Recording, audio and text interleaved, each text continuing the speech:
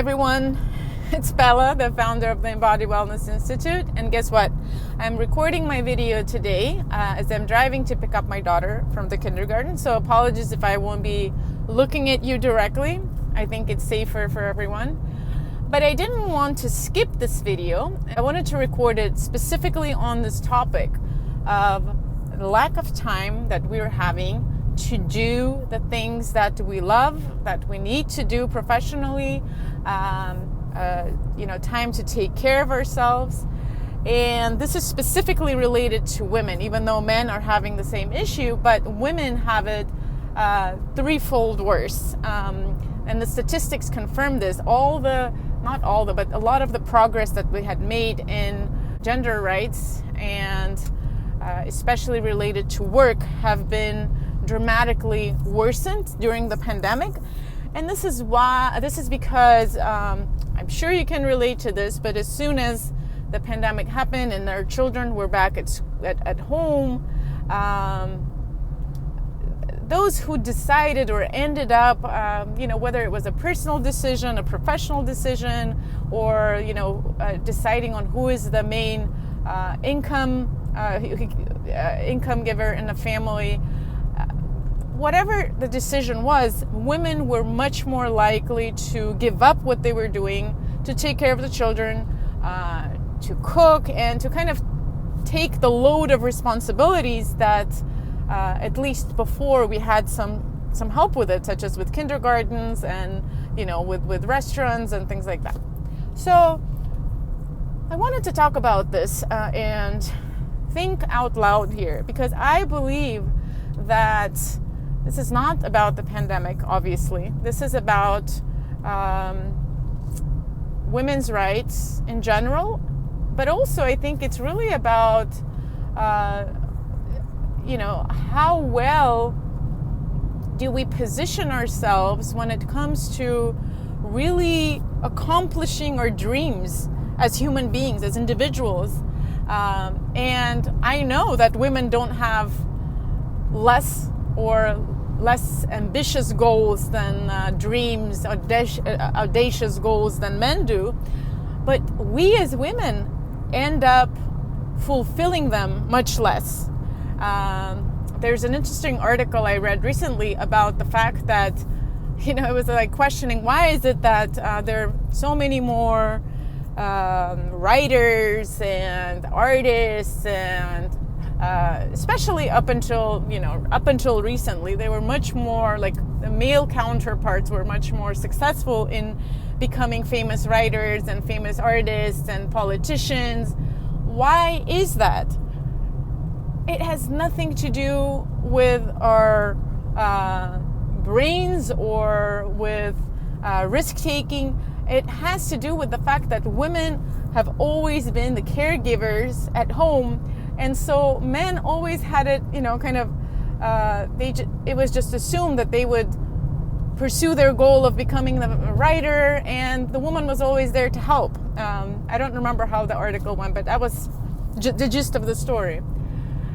And look, there's no blames to put here, but it's almost like at a subconscious level, and I've been questioning myself recently that, as soon as there's like dirty dishes, or, dinner has to be cooked or something has to be washed, it's just like men can ignore it and do their work for their good. Whereas women oftentimes cannot, or if their child is, going through some kind of even a minor distress, it's like we can't ignore it.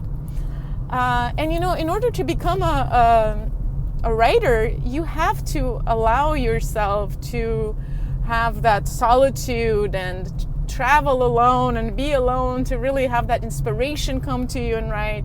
Same thing goes for any type of art, or any kind of executive position, starting your business. We need time, and we don't have the time, especially now with the pandemic. It got worse. So what do? I think, first of all, one of the things that really comes to mind is we have to really question whether this mentality that we have is correct. I particularly have been questioning it a lot, And I don't think it makes a lot of sense. And look, my husband is one of the most equal rights, and like he helps me in everything at home. And still, I feel like that, like the emotional part of the control of the house is always with a woman. And that makes us the controllers and the caregivers. And that makes men sort of like, controlled by us to do all the like annoying tasks. So we become the annoying wife, and the husband becomes kind of, the go do this, go do that. And with the pandemic, that got worse. I'm sure you can relate to it in some way or in some degree or another. So I don't think that's healthy for the relationship, obviously. And I don't think it's good for our individual development. It's not good for anyone or for societies. I really believe that women need to just free up their time to do their creative work, because in the society that we need women to lead companies, to start their businesses, to be creative, because our ideas are different, and our voice needs to be heard. And if we continue in this perpetual taking care of the family and house situation, we will never get there. And so at Embody, I work with sensefulness and with self-care and healthy living. And I really believe that there is a way, there is a solution. And I'll give you my example of how my day went today. So we're in near Ubatuba in between São Paulo and Rio in Brazil. And here it's a red zone in terms of the lockdown. So kindergartens are open only for 4 hours. Thank God, because schools are completely closed. I can just imagine the parents who are having to deal with that. But the thing is, I only had 4 hours to take care of my work and business, with lots of meetings and everything else in between. And in the morning, I was able to get someone to come and stay with my daughter for a few hours, so I could like go for a run and things like that. But she ended up canceling last minute. So my first reaction was to really freak out and get really frustrated, which I did for a second. But then having the tools that I have learned really helped. And so what I ended up doing and deciding was to take my daughter along. And guess what? We had some of the most powerful and most fun workouts with my daughter. We ran on the beach, we played football, I did yoga while she was doing some, whatever in the water, building castles. And it actually ended up being the same level of intensity I would have had for exercising, and it was a time for us to reconnect. Sure, sometimes I need my solitude, but it was the best I could do in the situation. Then this is also not ideal. I'm recording my video while driving, but it's a way for me to reconcile what the reality with my dream, right, which is to run my business in a more efficient and timely manner. But what also happened is we had a really good conversation today with my husband, and we both agreed that neither of us wants that status quo anymore. He doesn't want me constantly reminding him and sort of being the caregiver in a family. A, that's not attractive, and B, it's not really. It puts him in a mindset of like, maybe I'm doing something wrong all the time, right? Whereas for me, it constantly puts me with that pressure. So it's really, I realized that it was about a mind shift. So really allowing yourself to back off, and just let things be imperfect. Let go of control. Things are not going to be perfect. You just got to find compromises. So if the dishes stay dirty for one day, so let them stay dirty. If you're inspired to write that chapter in your book.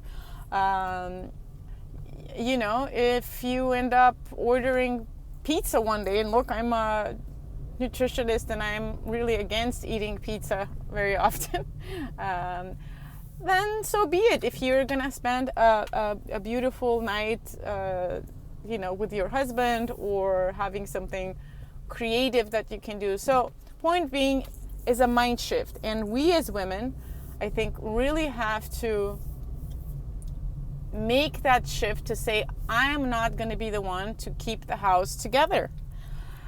And if we take that step back, I am sure that in the beginning it will be a little chaotic, but eventually our men will have to step in.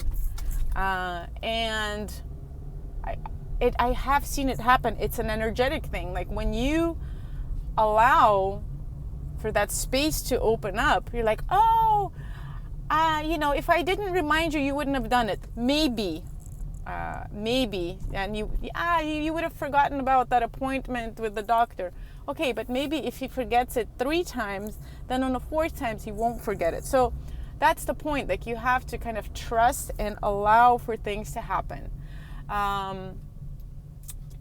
And really, it comes down to pleasurable wellness again. And this is how prioritizing your pleasure and your fulfillment, because I think we also have this mentality of like, the woman needs to take care of everyone, so it's okay if she suffers. That mentality has got to go, ladies. We need to be much more in tune with our desires, with our needs. And I assure you, if you are happy, eventually someone will take care of the things, and you will be much more valued because you will exude happiness, health, and vitality rather than an air of like being annoyed with everything and constantly complaining about everything. That doesn't serve anyone anymore. So I guess this video is really about this realization that I had. Maybe I'm venting a little bit as well, but I think it's more of a realization that at an individual level, we really need to make shifts, mental shifts and physical shifts, in order to allow ourselves to have more space to be who we are, to fulfill our desires, to make our creations, to take care of ourselves at a basic level. And that's anything but selfish.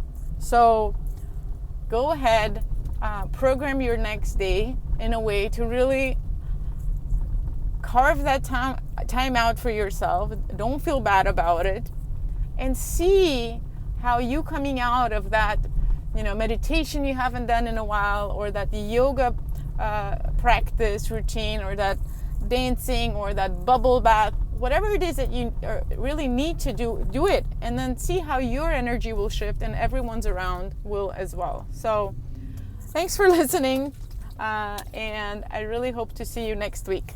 Big hug.